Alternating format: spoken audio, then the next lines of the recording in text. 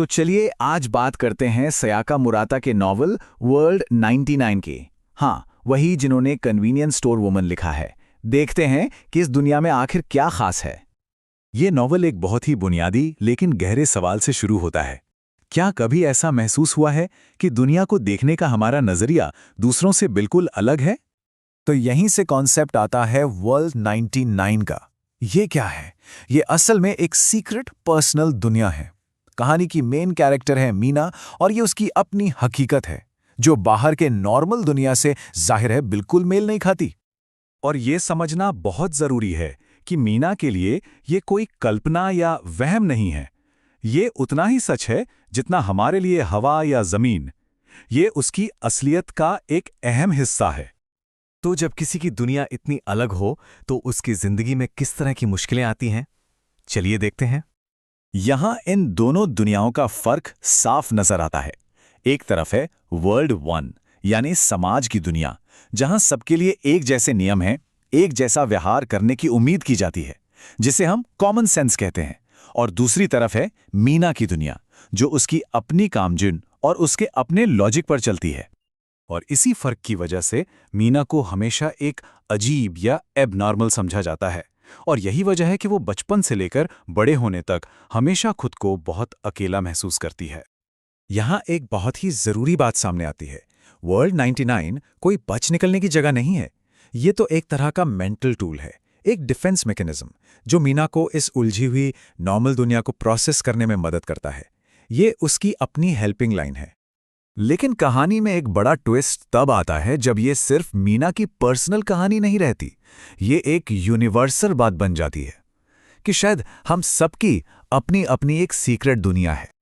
जब मीना बड़ी हो जाती है और ऑफिस के कॉम्प्लेक्स माहौल में काम करना शुरू करती है, तब उसे एक बहुत बड़ी बात समझ में आती है। उसे धीरे धीरे एहसास होता है कि वो अकेली नहीं है। उसे अपने आसपास के लोगों के नॉर्मल मुखौटे के पीछे दरारें दिखने लगती हैं और समझ आता है कि वो भी अपनी कोई दुनिया छुपा रहे हैं। और यही वो बड़ा खुलासा है।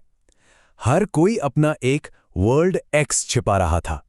मतलब उसकी तथाकथित असामान्यता शायद उतनी भी असामान्य नहीं थी। और ये लाइन इस नॉवल के सेंट्रल आइडिया को बहुत अच्छे से बताती है कि हम सब बाहर से सामाजिक नियमों में बंधे हुए एक जैसे दिखते हैं, पर अंदर से हम सब अपनी अलग अलग दुनियाओं का एक कलेक्शन भरे हैं। ये एहसास मीना की पूरी सोच को बदल देता है।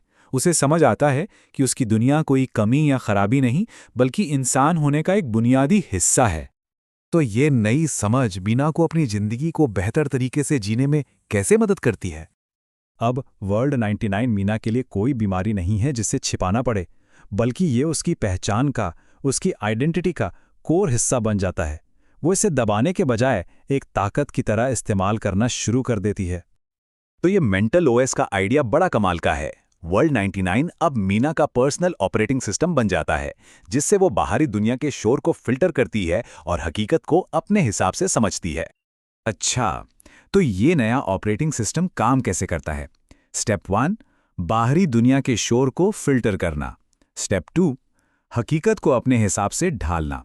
और स्टेप 3, अपनी अंदरूनी और बाहरी दोनों दुनियाओं के बीच तालमेल बिठाना।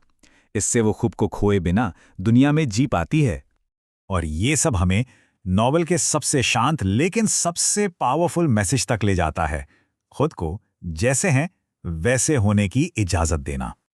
आखिर में मीना को ये समझ आता है कि दुनिया सिर्फ एक या सिर्फ 99 नहीं है, बल्कि दुनिया उतनी है जितने यहाँ लोग हैं। ये बात सिर्फ मीना की नहीं, बल्कि हम सबकी कहानी बन जाती है।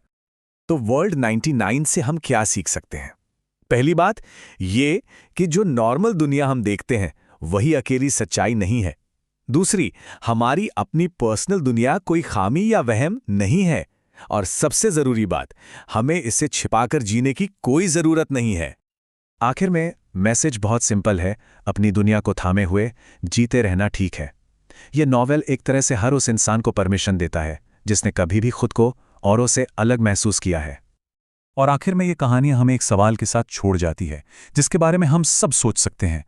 हम अपनी जिंदगी और इस दुनिया को समझने के लिए किन हेल्पिंग लाइंस का इस्तेमाल करते हैं?